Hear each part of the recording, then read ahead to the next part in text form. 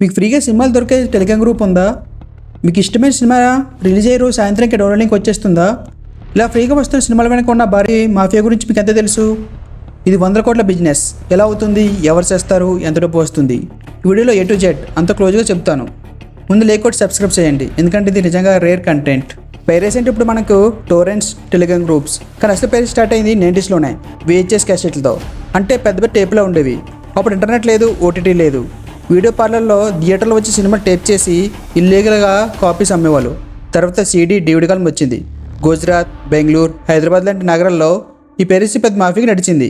Cinema release అయిన 2 రోజుల్లోనే CD ready, dubbing, printing, packaging, పక్కా ప్రొఫెషనల్ లుక్. ఈ CDని ఒక్కోటి 30 నుంచి 50 రూపాయలకి అమ్మేవాళ్ళు. అయితే అమ్మిన కాపీస్ మాత్రం వేలలో ఉండేవి. దాంతో పైరసీ మార్కెట్ డైరెక్ట్గా కోట్లలోకి దూసుకెళ్ళింది. మరో టెక్నిక్, క్యామ్ రిప్. థియేటర్లో సినిమా ప్లే అవుతుంటే వాళ్ళు కెమెరా సెటప్ చేసి లైవ్ రికార్డింగ్ చేసేవాళ్ళు. CD, DVD పైరసీ పీక్లో ఉండగానే ఒక పెద్ద మార్పు వచ్చింది. ఇంటర్నెట్ వాడకం పెరిగింది. టెక్నాలజీ పైరసీ రూపాన్ని మార్చేసింది. ఈ స్పీడ్ వల్ల సినిమాలు డిజిటల్గా షేర్ చేయడం చాలా ఈజీ అయిపోయింది.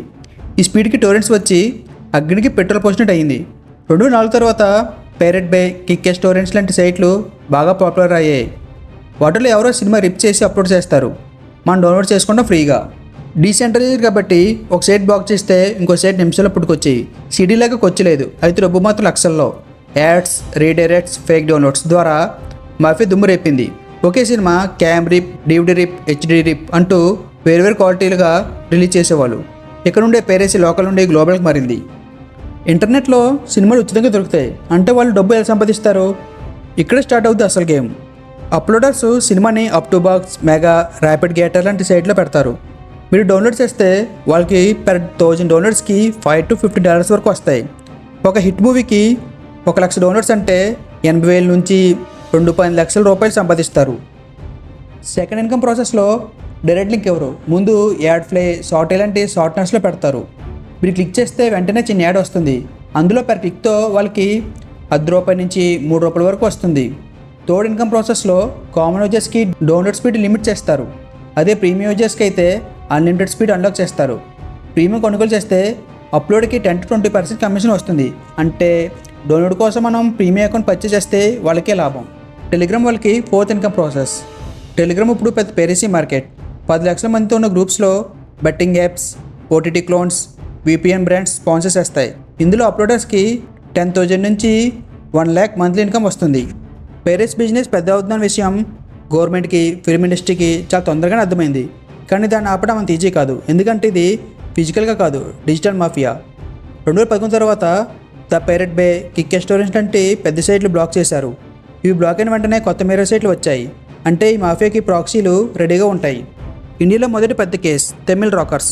2018-19లో తమిళ్ రాకర్స్ మీద Tamil Nadu police department special task force వేసింది.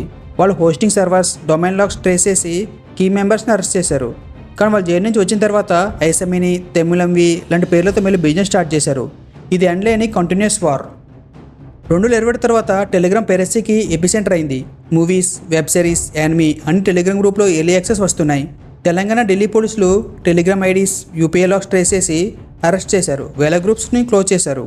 పోలీసులు కేసెస్ వేశారు, సైట్లు బ్లాక్ చేశారు. కానీ పైరసీ ఇంకా ఉంది. ఎందుకు? ఇది అంత సింపుల్ కాదు. ఇది pure cyber level warfare.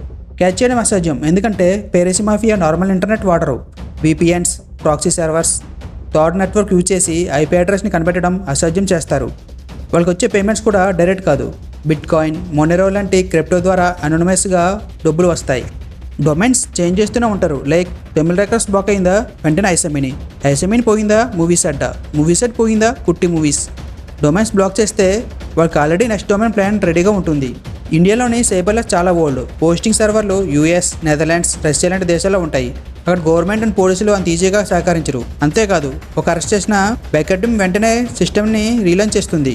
Downloaders కూడా ట్యాప్లో పడతారు. ఎలా అంటే మనం 1 GB మూవీ డౌన్లోడ్ చేస్తాం, కానీ మనకి 2 GB వరకు డేటా ఖర్చు అవుతుంది. ఎందుకు తెలుసా? ఓ పక్క డౌన్లోడ్ అవుతున్నా ఇంకో పక్క అప్లోడ్ అవుతుంది. దీన్నే P2P అంటారు. అంటే మనకి తెలియకుండానే ఫైల్ అప్లోడ్ అవుతుంది. పోలీసులు ట్రేస్ చేస్తే ఆ సిస్టమ్ లాక్స్లో మన IP అడ్రస్ కూడా ఉంటుంది. అప్లోడర్ VPN దాక్కుంటాడు, కానీ మనం డైరెక్ట్గా ఎక్స్పోజ్ అవుతాం. తప్పు చేసిన వాళ్ళైనా పోలీస్ వాళ్ళకి ముందు మనమే ఫస్ట్ వస్తాం.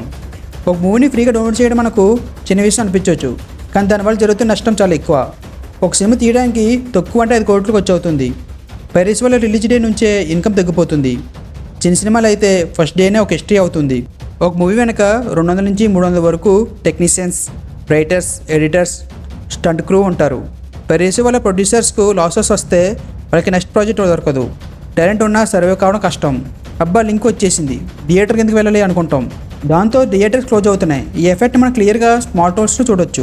మనమే ట్రాప్ అవుతున్నాం. ఎంత ఫ్రీగా నోట్ చేసిన viruses, trackers, personal data leaks ఇవన్నీ పైరసీ ప్లాట్ఫామ్స్లో కామన్. మీ ఫోన్లో ఫేక్ మూవీ వల్ల బ్యాంక్ యాప్స్, పాస్పోర్ట్స్ హ్యాక్ అయ్యే ప్రమాదం ఉంటుంది.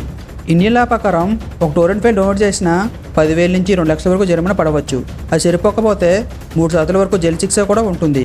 According to India copyright act. Piracy వెబ్సైట్లో 78% వరకు మాల్వేర్ ఉంటుంది. క్రిప్టో మైనర్స్ ఇన్స్టాల్ అవుతాయి.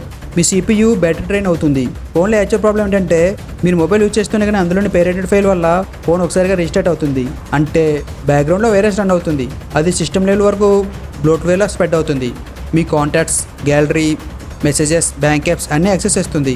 సెక్యూరిటీ సిస్టమ్ ఇది డిటెక్ట్ చేసినప్పుడు ఆటో రిస్టార్ట్ చేసి మీ ఫోన్ టెంపరీ ప్రొటెక్ట్ చేయడానికి ట్రై చేస్తుంది. మీరు డౌన్లోడ్ చేస్తున్న ఫైల్ చూసేటప్పటికి మీ ఫోన్ ఆల్రెడీ వేరే వాళ్ళ కంట్రోల్లో ఉండి ఉంటుంది. ఇది ఒక సినిమాలకే కాదు, ఇది ebooks, software, games, even education content వరకు చేరింది. ఒక ఫ్రీ ఫైల్ వల్ల ఒక ఎడిటర్కి ఉద్యోగం పోతుంది, ఒక థియేటర్ మూతపడుతుంది, ఒక చిన్న ప్రొడ్యూసర్ భవిష్యత్తు కోల్పోతాడు. పైరసీ అనేది ఫ్రీ కాదు, అది ఒక డేంజరస్, మీకు, ఇండస్ట్రీకి, సొసైటీకి అన్నిటికీ నష్టం కలిగించే ట్రాప్.